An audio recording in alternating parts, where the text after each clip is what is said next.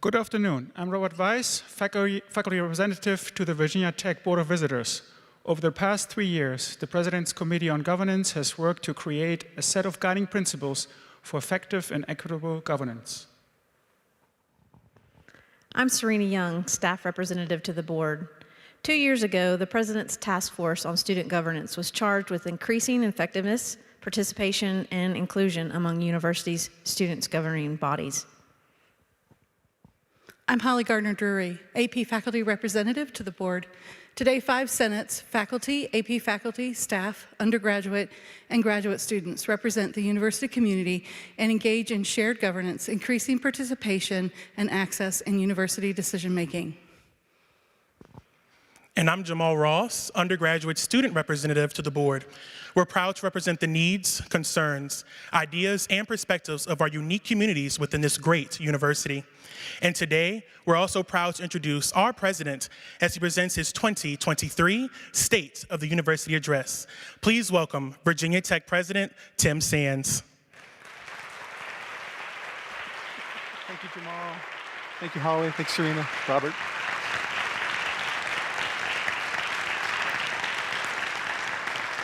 Well, thank you, Robert, Holly, Serena, and Jamal. And I also want to recognize Anna Buell, our graduate student representative to the board, who is unable to be with us today. It's been a pleasure to work with you all, and I greatly appreciate your commitment to Virginia Tech and the way you've represented your constituents on the Board of Visitors. And thank you to the Heidi Tidies for another fine performance, and welcome to members of the Corps Cadets who are here this afternoon. I'd also like to thank the Board of Visitors, led by Rector Tish Long, for their dedication and insight.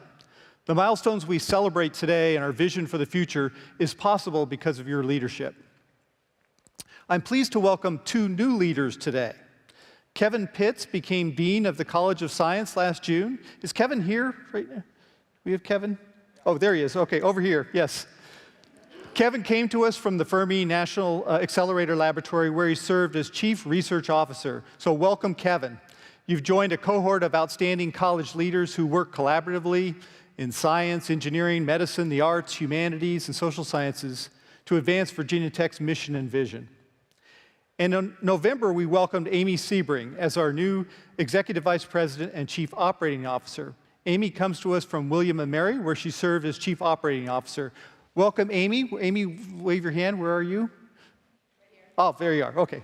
I can't see too well here, but welcome, Amy. And welcome to all new Hokies who are joined in person here with us today or online. I hope everyone had a great winter break and a chance to spend some time with family and friends. And I hope you had a chance to support our student athletes competing in winter sports, basketball, wrestling, swimming and diving, track and field, and tennis. And let's cheer on our men's basketball team tonight as they take on UVA in Charlottesville and the women's team at Pitt tomorrow night. I want to thank Whit Babcock for his leadership and the Virginia Tech athletics staff for their hard work. Last fall, our student athletes' average semester GPA was 3.24. 244 of them made the dean's list, and 52 had a 4.0. The teams with the top GPAs last semester were women's golf, cross country and volleyball, and men's golf, tennis, and basketball. So let's recognize Virginia Tech athletics and our outstanding student athletes with a round of applause.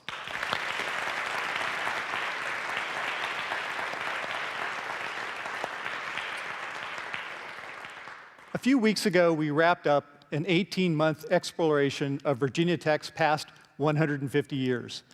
Our sesquicentennial celebration was truly inspiring. I want to thank everyone who worked over the past year and a half to create this wonderful opportunity to honor our past and celebrate our present. I especially want to express my appreciation to the Sesquicentennial Steering Committee and the Council on Virginia Tech History for their work. Our conversations strengthened our commitment to broaden our outreach to descendant communities and those who have been traditionally underserved and overlooked. We were also able to reflect on how far we've come as a university and to begin to consider the great opportunities that lie ahead. We concluded our sesquicentennial event last month by sending a message to the future. A time capsule was sealed in a Hokie stone vault on the east side of Burris Hall to be opened during Virginia Tech's bicentennial celebration in 2072. I plan to be there, by the way. It contains a letter to the Hokies of the future, and I'll share some of that with you shortly. First, I'd like to take a moment to reflect on our history together. It's been 8 years since I first spoke to the Virginia Tech community in the Burris Hall Auditorium. It's been 10 months since the announcement that I would be, it had been 10 months at that time since the announcement that I would be the president. And during that time, I was able to speak with a wide range of stakeholders about their aspirations for Virginia Tech and the challenges ahead of us. In my installation speech, I summarized what I had learned. The emerging themes at that time were the importance of transdisciplinarity for solving complex problems, the strength of the Virginia Tech residential undergraduate experience, ut pro sim as a core value, aiming to be a top 100 global university, building on partnerships, the binary star, which was leveraging the greater Washington, D.C. area, flexible curricula, access globally, experiential learning, entrepreneurship, affordability, and doubling the endowment. The university community came together to take on these challenges, and Beyond Boundaries was born. In 2016, we published Beyond Boundaries, a 2047 vision. This document outlines a long-term vision for the university, intended as a North Star to serve as the foundation for subsequent continuous strategic planning. In 2019, we released the first complete version of our strategic plan, the Virginia Tech Difference: Advancing Beyond Boundaries. The plan includes 4 strategic priorities: advancing regional, national, and global impact, elevating ut pro sim difference, being a destination for talent, and ensuring institutional excellence. In 2019, we also held the public launch of Boundless Impact, the campaign for Virginia Tech. At that time, we set a fundraising goal of $1.5 billion, committed to the ambitious objective of engaging 100,000 Hokies, and outlined 6 initial priorities aligned with the strategic plan. And they were addressing complex problems, launching a new era for Virginia Tech in the greater DC region, advancing inclusion and diversity, establishing the Global Business and Analytics Complex, realizing the potential of the Health Sciences and Technology Campus, and reimagining higher education. The campaign is well ahead of schedule. In May last year, we increased the campaign goal to $1.872 billion. So let's have a round of applause for our advancement division and all the loyal Hokies and friends who help support our vision.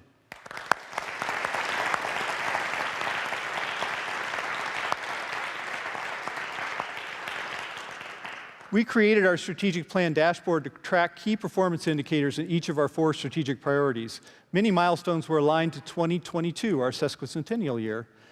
And here are some of the performance indicators that have advanced over the past 5 years. Financially and philanthropically, Virginia Tech is strong and getting stronger. The endowment has more than doubled since 2014 and has increased 69% over the past 5 years.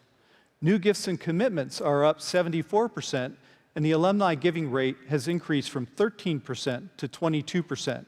That's a value that leads among public land-grant universities in this country. Applications for undergraduate admission increased 65% over the last 5 years, and this week we surpassed last year's record for the fall of 2023. The demand for the Virginia Tech experience is robust, and momentum continues to build. Undergraduate enrollment is up 12% over the last 5 years. We approached our enrollment goal of 30,000 in 2019, 4 years ahead of schedule. And as we promised back in 2017, we have since held enrollment to within a few hundred of 30,000 to allow time to assess and develop our capacity for growth on campus and in the community.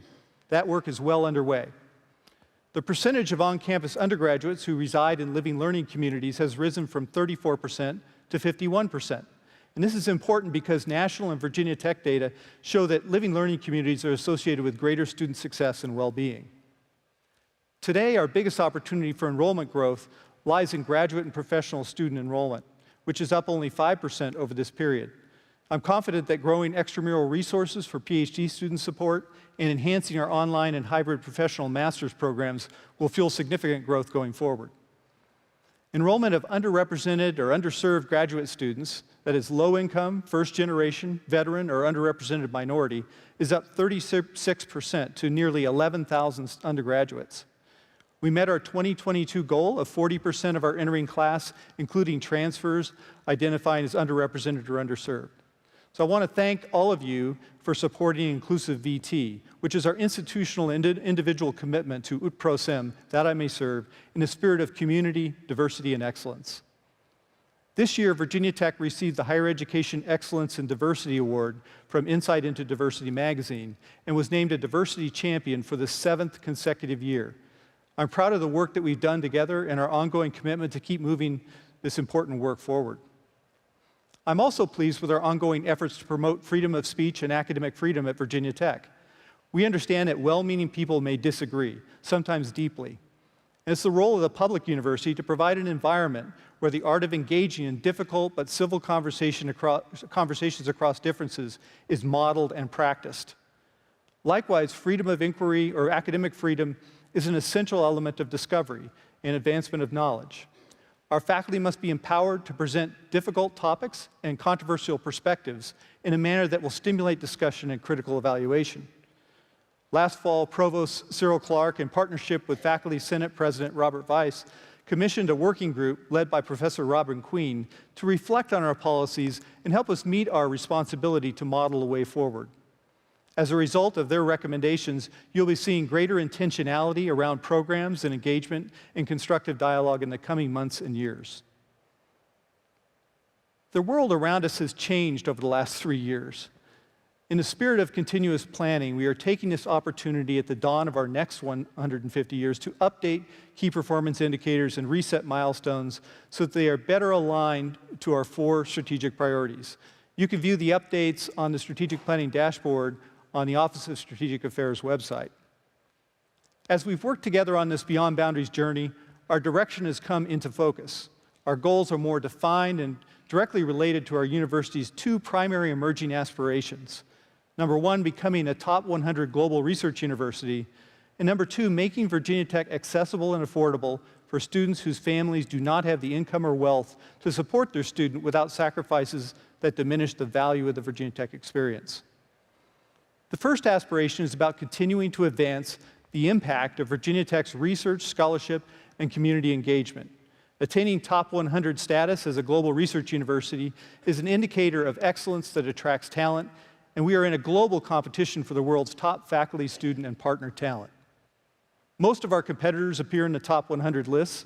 18 of our 25 peer institutions are in the top 100, and they all compete with us for talent. The metrics that define top global universities include evidence of faculty scholarship, faculty awards, global partnerships, and competitive grant funding. Advancing in these areas not only helps us attract talent and compete with our peers, it enhances our impact on the communities we serve. Perhaps the most tangible demonstration of this impact is the growing ability of Virginia Tech to attract the strongest partners, including industry, foundations, and academic institutions, to the Commonwealth. It's important to note that we view these top 100 lists as proxies for excellence. The Beyond Boundaries vision continues to be our North Star, and we need to be sure that we don't let a specific ranking scheme move us away from that overall vision. The second aspiration reflects the current reality that while we have been successful in increasing access, with over 40% of our entering undergraduate class identifying as first-generation low-income veteran or underrepresented minority, we know that many students among these populations do not have the full experience of being a Hokie. Some lack generational wealth, and that makes them and their families financially fragile.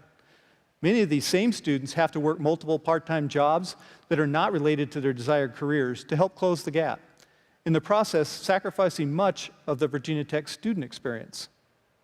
We saw the impact of financial fragility during the pandemic.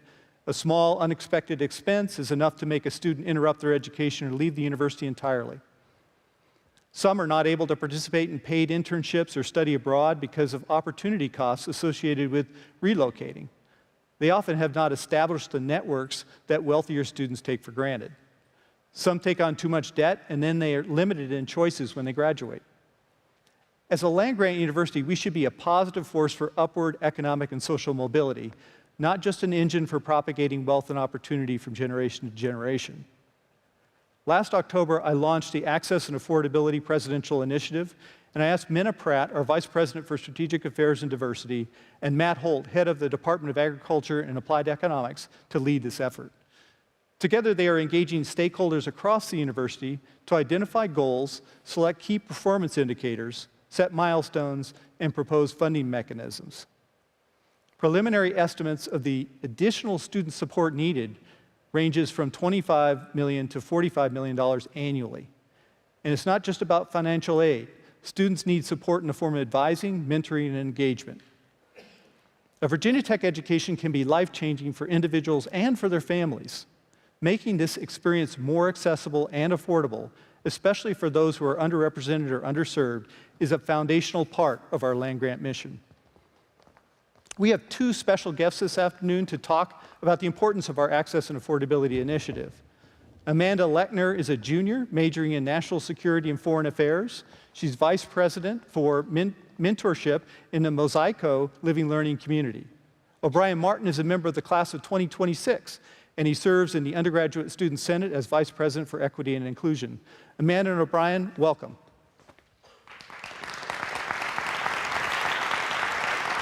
Thank you, Amanda. O'Brien. A pleasure. Please.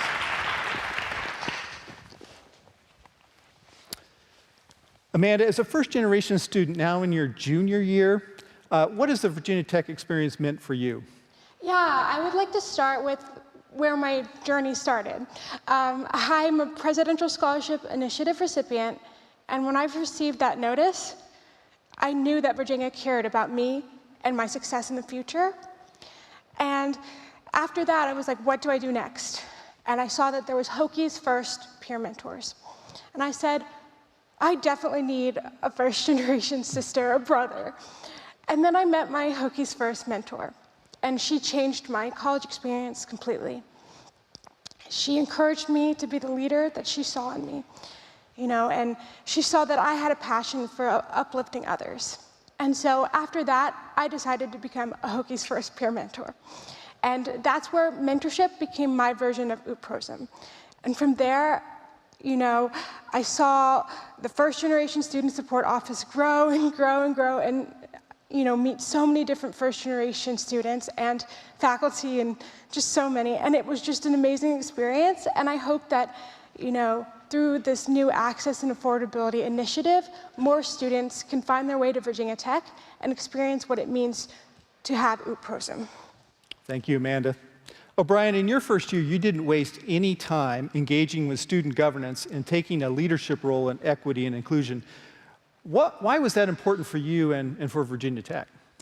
Well, what drew me to this school in particular was its endless strive to create the next generation of educated change makers. And thinking of the school, literally interwoven within Virginia Tech's DNA is an UPROSM standard.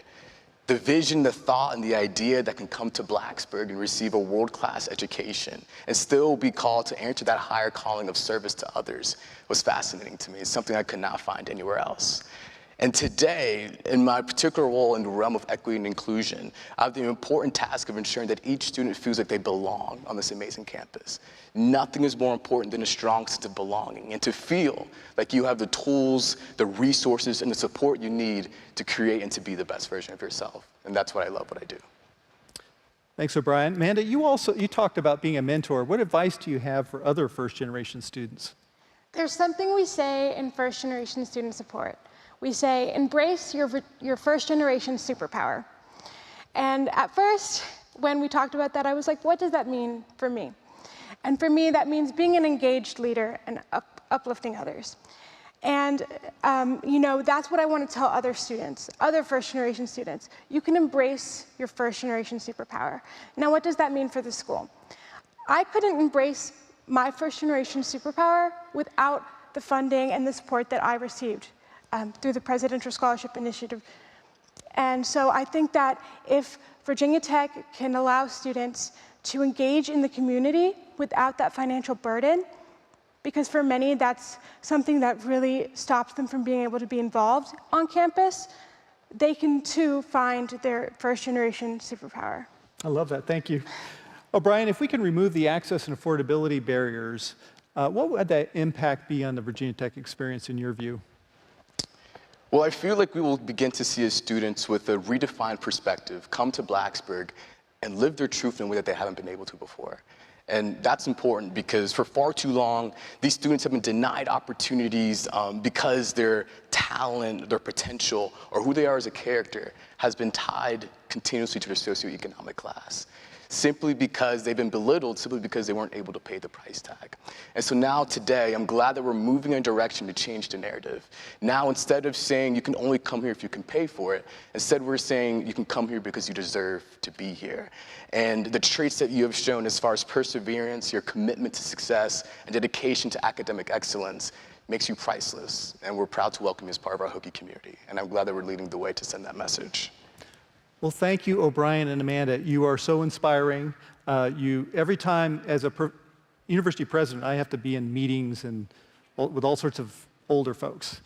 And when I need to get recharged, all I have to do is sit down with our Virginia Tech students, and you're great representatives of the best of them. So thank you for spending some time with us today. Thank you, President Sands. Thank you, Amanda. Brian.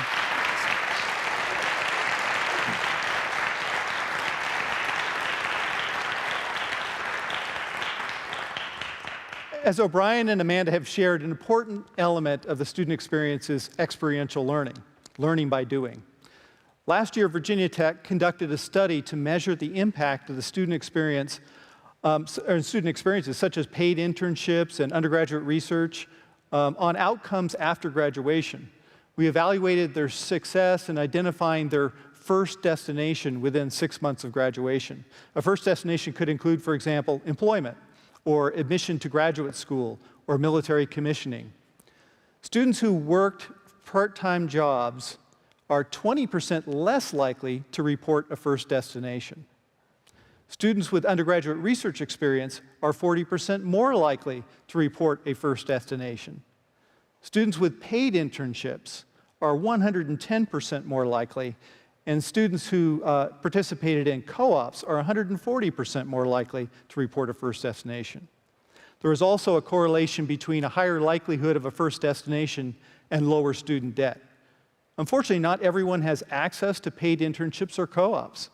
Our study found that female and underrepresented minority students are less likely to have had paid internships. The Virginia Council of Presidents, which I currently chair, has committed to making paid internships available for every student who wants one without increasing time to degree. At Virginia Tech, we are currently doing the work necessary to integrate experiential learning into our curricula so that having this experience does not delay graduation. This not only supports the success of individual students, but also addresses the ongoing talent gaps in the Commonwealth. Virginia Tech's National Security Institute is delivering both student success and talent, currently engaging 800 students representing 6 of our colleges. NSI Executive Director Dr. Eric Patterson joins us from his office in the Corporate Research Center to tell us more. Welcome, Eric. What makes NSI... Oh, sorry. This is live, by the way. Tell us a little bit about what makes NSI unique and what's driving such a high level of student interest after a little more than a year since the Institute was launched. Well, good afternoon, President Sands. It's a real pleasure to be here today. I think what makes NSI so unique is our combination of national security research on important topics while developing the future workforce for our country, and doing it, as you mentioned, at very large scale. Of course, our dual locations in Blacksburg and the DC metro area offer numerous advantages and opportunities. Concerning student interest, I attribute it to several things, including the intersection of exciting technologies and job opportunities, as well as the ethos of our students and faculty. As a land-grant university and one of the 6 senior military colleges, we come to this space naturally. You know, of course, while the NSI is a new thematic institute at Virginia Tech, it is built upon more than a decade of success as the Hume Center for National Security and Technology. Well, how are you combining research and experiential learning, and what kinds of results are you seeing, Eric? Well, our research and experiential learning model at the NSI is multifaceted and supports many undergraduate and graduate students. We offer some unique opportunities for paid research projects, internships, career prospects, and graduate assistantships. Of course, we engage graduate students by directly supporting them on funded projects. But we also have PhD fellowships, including, for example, a new one in cybersecurity named after the late Julian Chin, which is generously supported by Ted and Karen Hume. For undergraduates, We have a large portfolio of more than 50 projects this year that are focused on applied, hands-on research. These are supported by industry and government, and typically they're focused on specific technologies that we develop with our partners. For example, in areas such as artificial intelligence and machine learning, cybersecurity, secure wireless communications, digital signal processing, autonomy, and advanced manufacturing, among other areas. You know, these programs pay students during the academic year, and they lead to internships in the summer, either at our partner locations or even at the NSI itself. We do hold open house events in the fall and spring. This past fall, for example, we had over 700 students attend. So I encourage all of our interested students to look for these on the calendar. A unique program that we've developed at the NSI is something we call VIP, or Vertically Integrated Projects. In the VIP, students can work on multidisciplinary teams for several years, including interaction with both faculty and industry and government mentors. The multi-year concept provides the time and context for students to gain deeper insights into their field of study, to learn and practice professional and research skills, and make contributions to real-world projects, and hopefully experience different roles on large, multidisciplinary teams. As an example of a current VIP is one that's in the area of applied cybersecurity, and it's one that we call Use and Abuse of Personal Information. This is a team of 58 students, which includes both STEM and non-STEM majors, and they're seeking to answer important questions such as, what are the origins of spam and malware? Which online interactions are risky? Who shares my personal information? What are the politics and economics of online privacy? And can data science predict elections? To do this kind of work, the students have developed an open source intelligence collection engine that creates fake identities and performs online transactions sculpted to answer questions and test hypotheses. It's these kinds of projects that are really exciting and that our students, I think, are really taking a lot away in different ways. So what big trends are you seeing, and what opportunities do they present for NSI and for our students? Well, I think the biggest trend we are seeing is really an unprecedented demand for clearable talent. And that's on the order of hundreds of thousands of people nationally every year, especially in high demand fields. You know, fortunately, Virginia Tech has real leadership position in quite a few of these areas. I think, therefore, our largest opportunity at NSI is to be the focal point, where applied research is conducted with teams of faculty, research engineers and scientists, and of course, our students. Another opportunity for the NSI, which is a key part of our strategy for growing the Institute, is to broadly engage the university and collaborate with faculty who are motivated to have impact on practical problems. In our first year as an institute, nearly 60 faculty from 4 colleges joined the NSI as affiliate members, and we are looking forward to working with them on research programs and experiential learning projects. Thank you. This has been a real pleasure to tell our community about what's going on at the National Security Institute. Well, thanks, Eric, and we appreciate your leadership and look forward to hearing more success stories from NSI. Thank you. Yeah, thank you.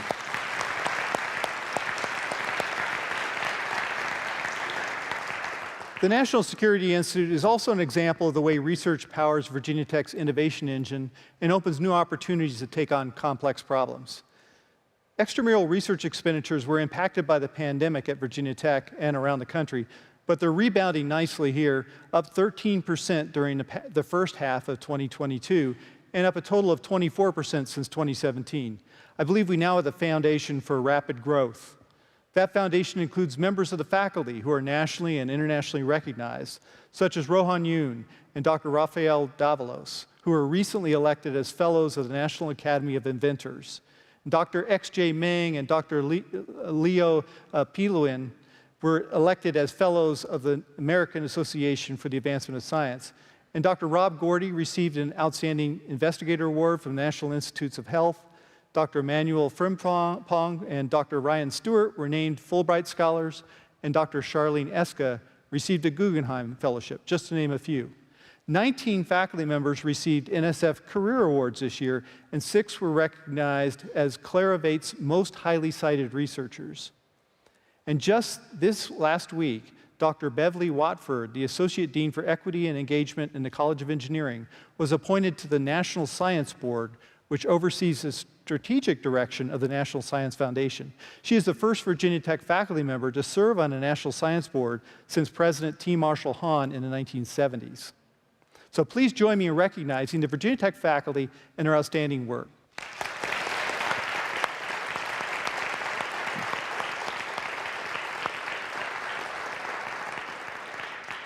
Significant research growth has occurred in our health frontier, the result of a university-wide investment in biomedical research that includes the Fralin Life Sciences Institute and the Fralin Biomedical Research Institute at VTC in Roanoke, which also has a partnership with Children's National Hospital in Washington, D.C. In March, the national organization Research America will present its highest leadership award to Mike Friedlander, the Fralin Biomedical Research Institute's founding executive director and our Vice President for Health Sciences and Technology, and the Institute's namesake, Haywood Fralin, for their roles in building Virginia's biotechnology industry. Mike, I believe you're here. You want to raise your hand? Or maybe you're connected remotely, but congratulations.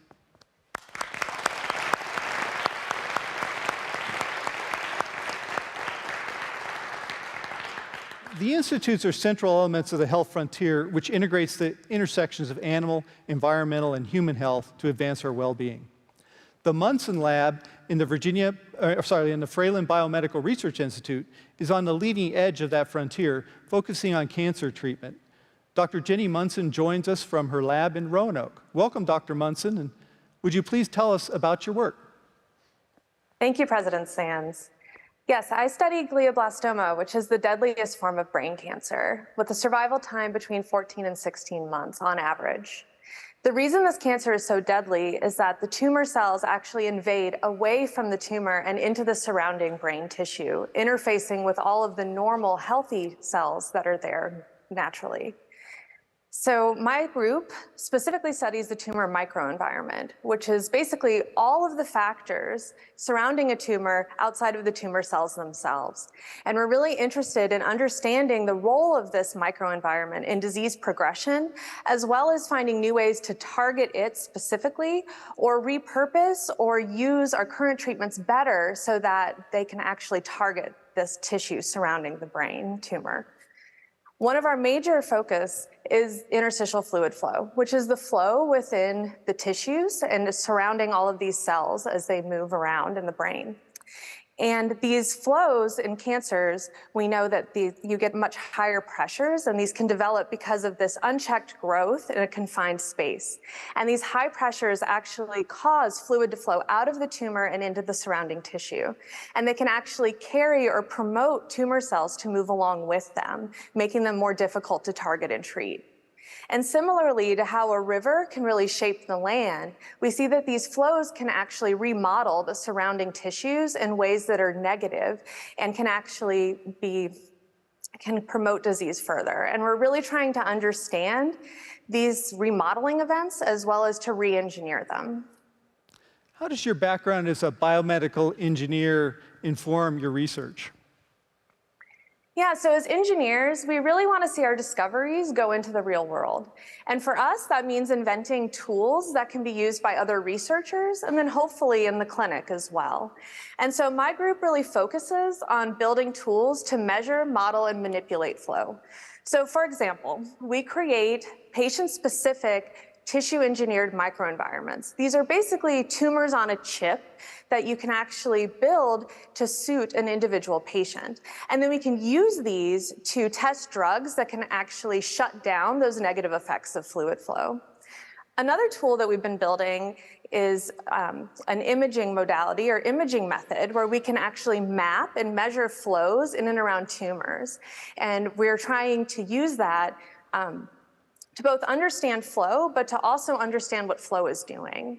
And so as a biomedical engineer, we really want to identify an unmet clinical need and then try to meet that need.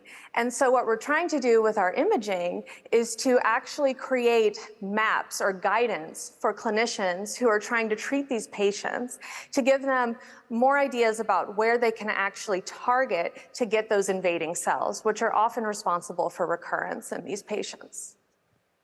So how does the broader Virginia Tech approach to biomedical research and the environment at the Fralin Biomedical Research Institute strengthen the work that you're doing in the lab? So at Virginia Tech, we are engineers studying cancer, and it's really wonderful to be among a community of engineers who are approaching these types of problems. Because at our core, engineers want to be problem solvers, and cancer is a really big problem that needs to be solved. And we really want to apply and build new tools that can really be used and appreciated out there, both to fight the disease, but also to study the disease. And so engineers are particularly good at coming up with these innovative approaches and ideas. And so that's been a really nice element of Virginia Tech to really go after cancer in new and exciting ways. And luckily, the cancer community at Virginia Tech, which is full of engineers, scientists, as well as physicians and physician scientists, is connected across the entire Commonwealth through the Virginia Tech Cancer Research Alliance. And that community is a really strong community where we can start to share tools and knowledge and really advance our knowledge of this disease. And then at Fralin Biomedical Research Institute in particular, we really have everything that I need to do my research in particular. So I'm currently sitting in our preclinical imaging center. Just upstairs is my laboratory where my group is conducting the experiments that we need to do and building these patient-specific environments and tumors on a chip. And then just across the hall, we have veterinarians who are treating companion animals with glioblastoma every day, who we can collaborate with. Across the street, we have clinicians at the Carillion Clinic, as well as through our partnership at Children's National, where we're actually trying to translate our tools and techniques to help combat pediatric gliomas. And then it has to be said, and most importantly, is that we have outstanding students and staff here at Virginia Tech. Our undergraduates, graduate students, and medical students who work on this problem every day are really laying the groundwork and coming up with these new innovations to fight cancer. Well, thank you, Dr. Munson. We look forward to hearing more about your work in the future. Thank you. Thank you.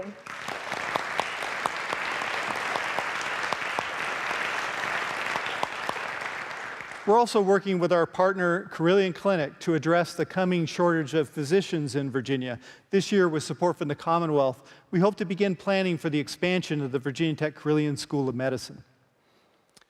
As we assess the need for growth to best serve the Commonwealth, we're upgrading and expanding our campus infrastructure, in case you haven't noticed.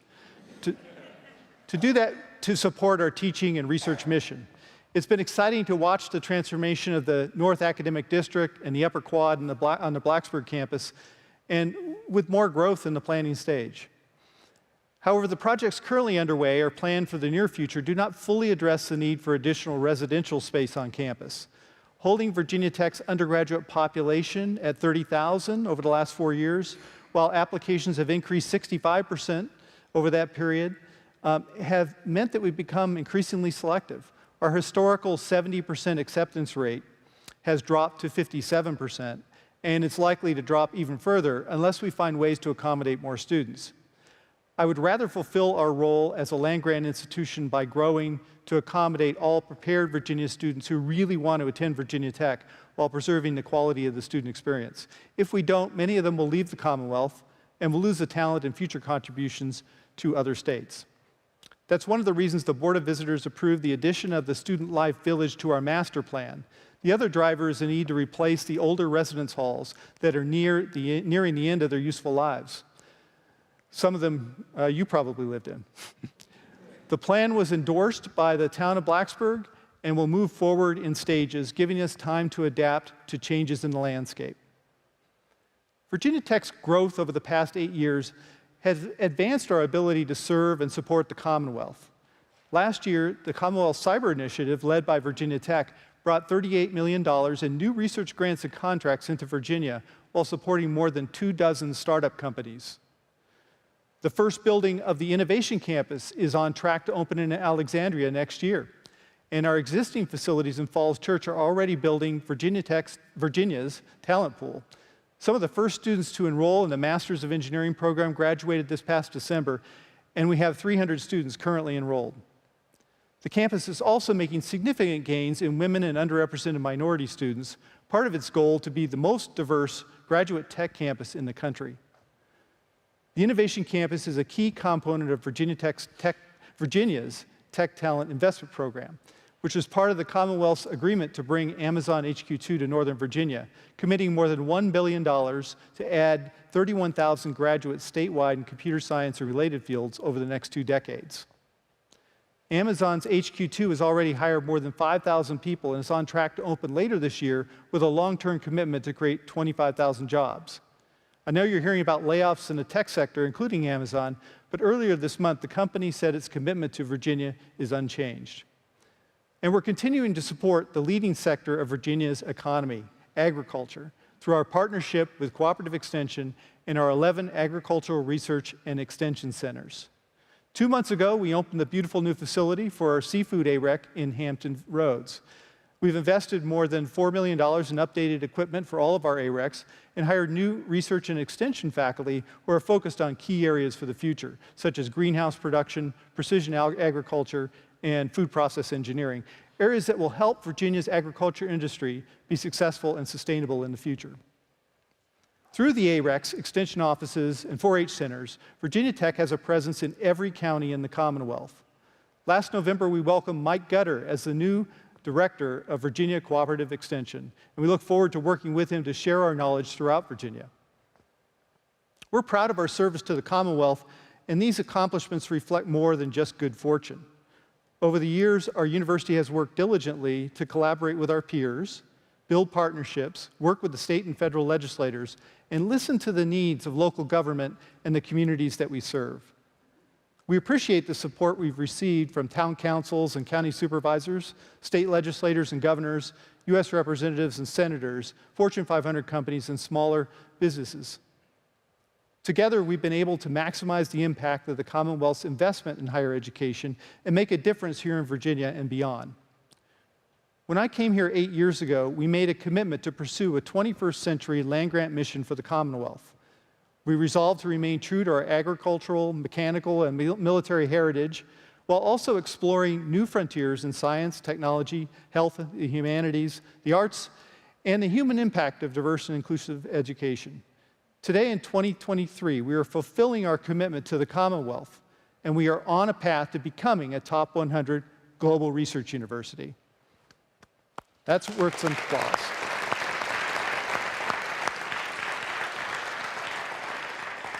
And as our Beyond Boundaries vision of Virginia Tech in 2047 comes into focus, we can see there is more that we can do to prepare for that future.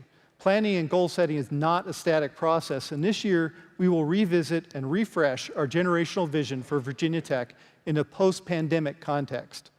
I've asked 3 university leaders to help guide our next steps. Julie Ross is our Dean of Engineering, and last year was named the 2022 Outstanding Woman Leader in Virginia Higher Education. Sylvester Johnson is the founding director of the Virginia Tech Center for Humanities and executive director of the Tech for Humanity Initiative. And France Belanger is the R.B. Pamplin Professor in the Pamplin College of Business and a University Distinguished Professor. Would the 3 of you please stand and be recognized so everybody knows who you are, if they don't already?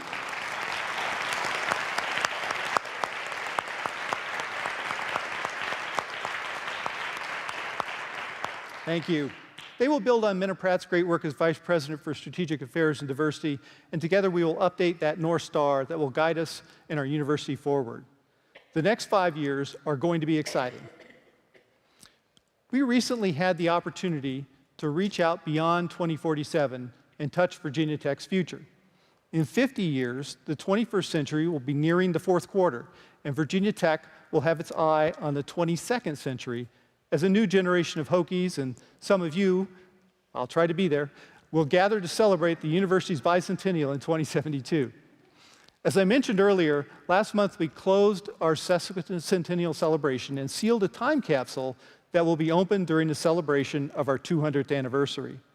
I would like to share an excerpt from the letter because it is a message to the future from all of us. To the Virginia Tech community in 2072, as we reflect on our founding 150 years ago, we are seeking to transform Virginia Tech into a modern, land-grant institution that is prepared to confront the problems and opportunities that lie ahead of us and anticipate challenges we cannot yet see. We call this initiative Beyond Boundaries, and in the year 2072, we hope you have traveled well beyond the boundaries we are seeking to break through. We can only imagine what your world is like 50 years into the future. We hope you have peace, prosperity, and freedom, and have mastered the ability to communicate across your differences. We envision Virginia Tech graduates making a difference in every part of the world. We are here with you in spirit when you relax on the drill field while the Heidi-Tidies practice and jump to Inner Sandman in Lane Stadium or its successor. We know the spirit of ProSim still inspires you to be strong, caring, and committed to making the world a better place, and that the citizens of Hokie Nation, wherever they may be, still come back to Blacksburg whenever they can, because this is home. And we send our very best wishes from Virginia Tech in 2022. We expect that everyone hearing these words in 2072 will know how to respond when we shout from the past, "Let's go!" I close the letter with great hope for our future, Tim Sands. If you want to read the rest, you'll have to come back in 50 years, and I certainly hope you do. I want to thank our guests for taking the time to share their work and insights with us today. Thank you to all of you who joined us online, and those of you joining us from our viewing locations in Roanoke, Alexandria, Arlington, and of course here at the Moss Art Center. We have a special treat for you. Last year, we formed a new partnership with Homestead Creamery and created the first Hokie-inspired ice cream. So as you leave today, we invite you to enjoy a dish of Hokie Tracks ice cream in the lobby. I think I've got one over here. I'm going to get started a little early.